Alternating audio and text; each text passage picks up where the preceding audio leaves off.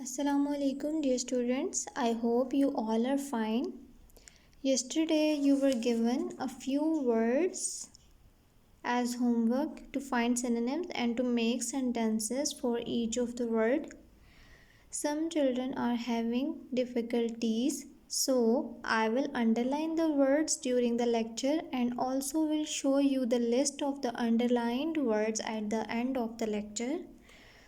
Again, you will have to do the same thing, find synonym for each of the word and make sentence for each of the word.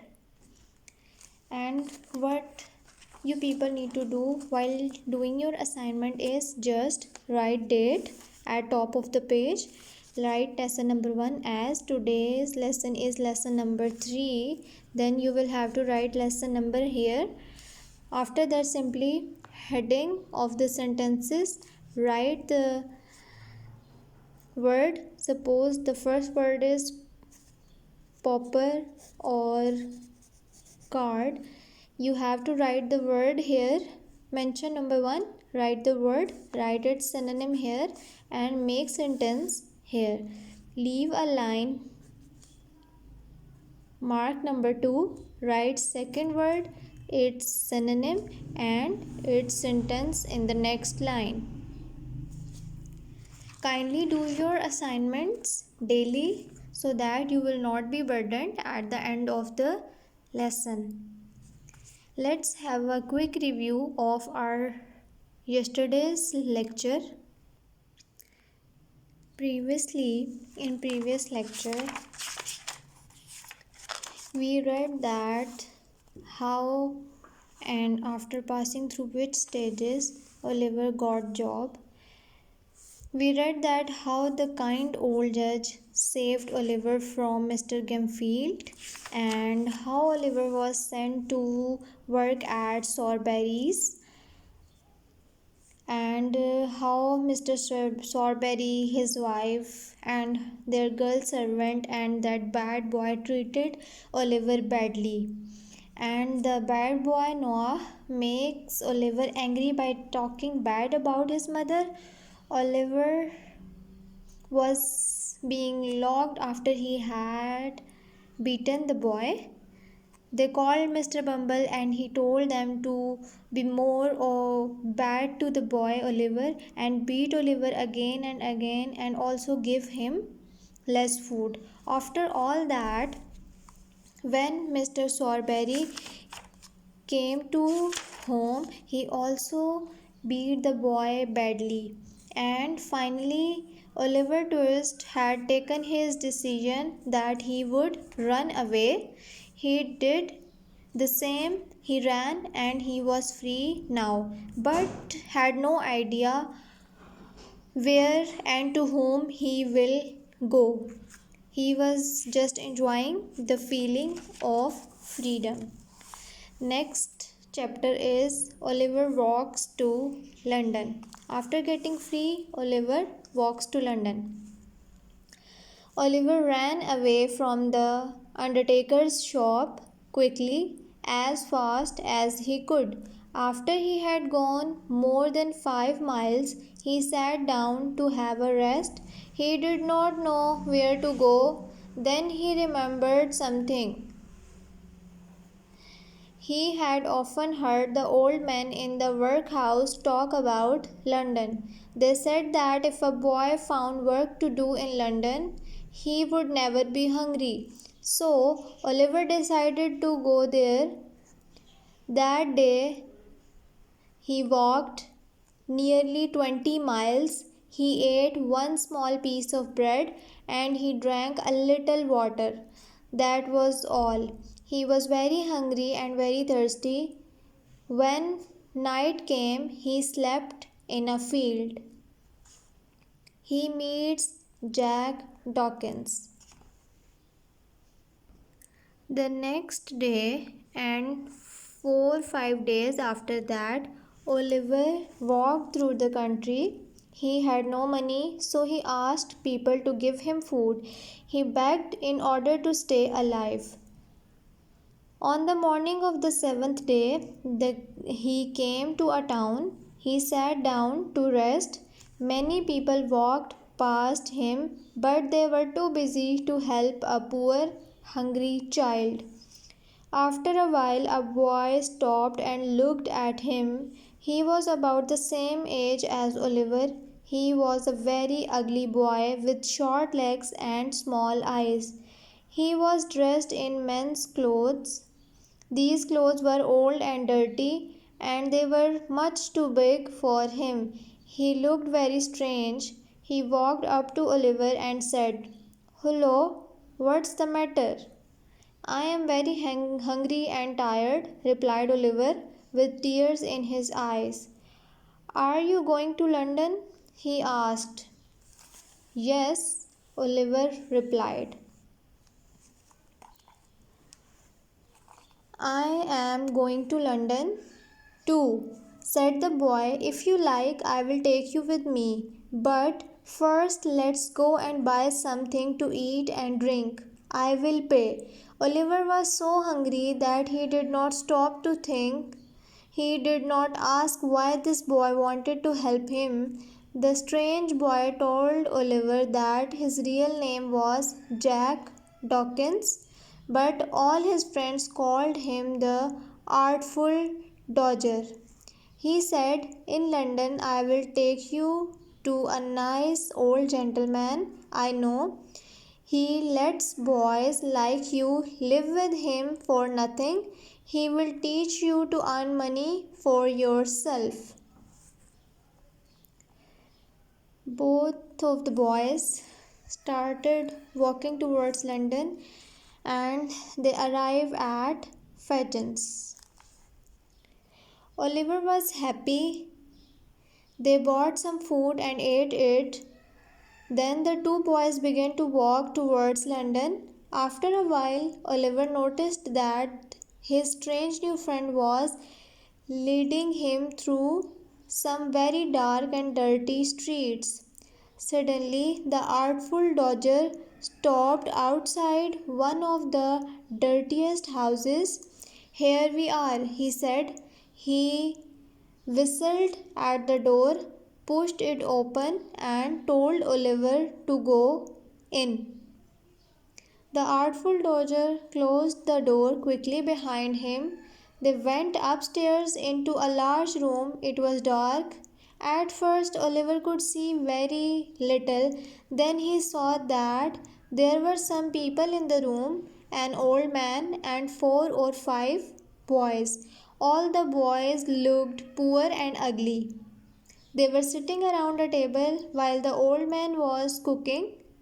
He had a wicked look on his face. He turned towards Oliver. "Mr.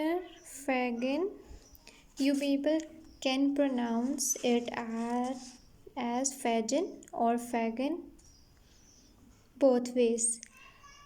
"Mr. Fagin, this is my friend Oliver Twist," said the Artful Dodger. Mr. Fagin smiled an ugly smile. The boys came up to Oliver and shook hands with him. Oliver thought they were very friendly boys. Then Mr. Fagin said, Supper is ready. Meal. Supper is ready," and they all sat down to eat. They gave Oliver some food and old gentleman made a hot drink for him. The drink made him feel sleepy. Soon Oliver fell asleep. He did not know that Fagin was a robber, a thief who took things from people's pockets and even from their homes. He did not know that Fagin taught boys and girls to be thieves like himself. Fagin and his students. For a few days, Oliver stayed in Fagin's room. During this time, he learned many things about Fagin and his students. Every morning, Fagin and the boys played a funny game. The old man filled his pockets with many different things, such as watches and handkerchiefs. Then He pretended to be looking out of the window. While he was doing this, the boys crept up to him and tried to take the things out of his pockets. One day, Fagin said, "Oliver, I think you are ready to go out to work with the other boys now. Today, you can go out with the Dodger and Charlie Bates." Oliver still did not know that their work was stealing. He walked happily between the boys. Soon he noticed that his friends were doing some strange things. When they passed shops selling fruit, they quickly took some of the fruit and put it into their pockets. Oliver did not like this at all. Suddenly the boys stopped walking. The artful Dodger said to him quietly, "Do you see that old man standing outside the bookshop opposite? We are going to work on him." "Stop, thief." Oliver still could not understand what the work was. He followed the two boys across the road. They went up close to the old gentleman. He was reading a book and did not see them. The artful Dodger put his hand into the old gentleman's pocket and pulled out a silk handkerchief. Quickly, he gave it to Charlie Bates, and then both boys ran away. Now Oliver knew what work really was. It was stealing. He began to run away too. Just then the old gentleman put his hand into his pocket. His handkerchief was gone. He turned round and saw Oliver running. He thought that Oliver had stolen his handkerchief. He shouted, "Stop, thief!" and ran after Oliver, with the book still in his hand. A big man who was walking along the road heard the old gentleman and knocked Oliver down. The poor boy lay on the road. He was covered with dust and very frightened. The old gentleman came to where Oliver was lying. The big man who had knocked Oliver down said, "This is the thief, sir." "But he is hurt," said the old gentleman kindly. Then a policeman came. He shook Oliver hard and told him to get up. Oliver could only say, "It wasn't me, sir. Two other boys did it." Mr. Brownlow. By that time, the artful Dodger and Charlie Bates had run back home. Oliver was the only boy there. "We are going to the police station," the policeman said. The old gentleman followed. They all went to a room where the police magistrate, Mr. Fang, worked. The old gentleman said, "Sir, my name is Brownlow. I don't believe that this boy is the thief." Seems like the man was kind. The policeman said that he had searched Oliver, but he had not found the handkerchief in Oliver's pockets. Oliver's pockets were empty. The policeman made Oliver stand up in front of Mr. Fang. "What's your name, boy?" asked the magistrate. Oliver tried to answer but could not. He was feeling ill. The policeman saw this, but he pretended that he had heard Oliver say his name was Tom White. He told Mr. Fang this. Oliver fell down on the floor, and the magistrate said, "Take him away. He must stay 3 months in prison and work very hard every day." The policeman lifted Oliver up and took him out of the room. After that, Oliver is not a thief. Next lesson. Just then a man ran in and cried, "Stop! Don't send him to prison. He hasn't done anything wrong." "Who is this man?" shouted Mr. Fang angrily. "Mr. Fang, I saw everything, so you must listen to me," said the man. "I am the owner of the bookshop. There were 3 boys, 2 others, and this boy here. This gentleman was reading, and he did not see the other boys, but I saw the one who took his handkerchief. It was not this boy." "Did you say that this gentleman was reading?" asked Mr. Fang, pointing to Mr. Brownlow. "Yes," replied the man. "The book is still in his hand." "Oh, he was reading that book, was he? Has he paid for it?" asked the magistrate. "No, he hasn't, sir," replied the man. Mr. Fang turned to Mr. Brownlow. "Well, now, you yourself took away a book without paying for it," he said. "How can you call this boy a thief?" Then he called out, "Free the boy," and left the room. Mr. Brownlow was taken from the magistrate's room by the policeman. Outside, he saw Oliver laying on the ground. The boy's face was white. He looked very ill. Poor boy," said Mr. Brownlow. A carriage came. Mr. Brownlow stopped it. He told the driver to lay Oliver carefully on the seat. Then they drove to Mr. Brownlow's house. So we have seen that how Oliver has been gone through all the struggle, and he met Mr. Brownlow and was taken by him to his house. In next lecture we will find out in real Mr. Brownlow is which kind of person, is he really kind or not, or how will he treat Oliver Twist.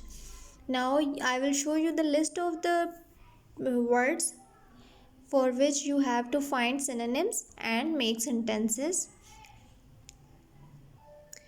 Kindly note down the words. These are the words for which you have to find synonyms and also have to make sentence for each of the word.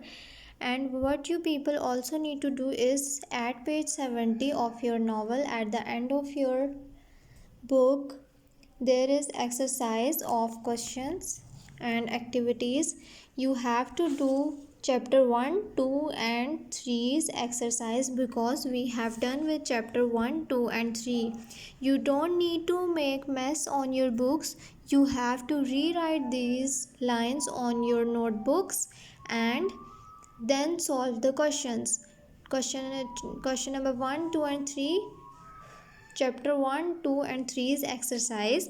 You have to rewrite these exercises on your notebook and complete your notebooks cleanly, and do not use pen on your notebooks or books.